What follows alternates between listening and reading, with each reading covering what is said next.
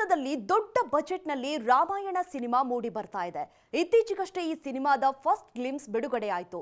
ಈ ಚಿತ್ರದಲ್ಲಿ ರಣಬೀರ್ ಕಪೂರ್ ಅವರು ರಾಮನ ಪಾತ್ರವನ್ನ ಮಾಡ್ತಾ ಇದ್ದಾರೆ. ಇನ್ನು ಸೀತೆಯಾಗಿ ಸಾಯಿ ಪಲ್ಲವಿ ನಟಿಸುತ್ತಿದ್ದಾರೆ.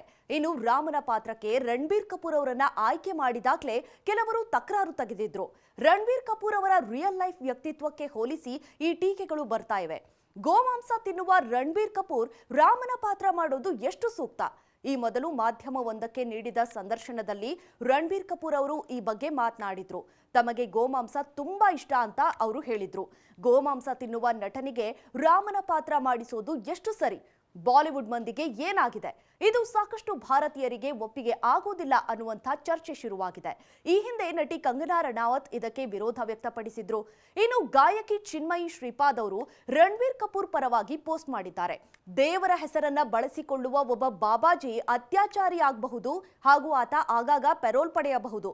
ಆದ್ರೂ ಯಾರೇನ್ ತಿಂತಾರೆ ಎಂಬುದೇ ದೊಡ್ಡ ಸಮಸ್ಯೆನಾ ಅನ್ನುವಂತ ಚರ್ಚೆ ಹುಟ್ಟಾಕಿದ್ದಾರೆ. ರಾಮನ ಪಾತ್ರದ ಜೊತೆಗೆ ಸೀತೆಯ ಪಾತ್ರವಾಗಿ ಸಾಯಿ ಪಲ್ಲವಿ ಪಾತ್ರಕ್ಕೂ ಕೂಡ ಪರವಿರೋಧ ಟೀಕೆಗಳಿವೆ.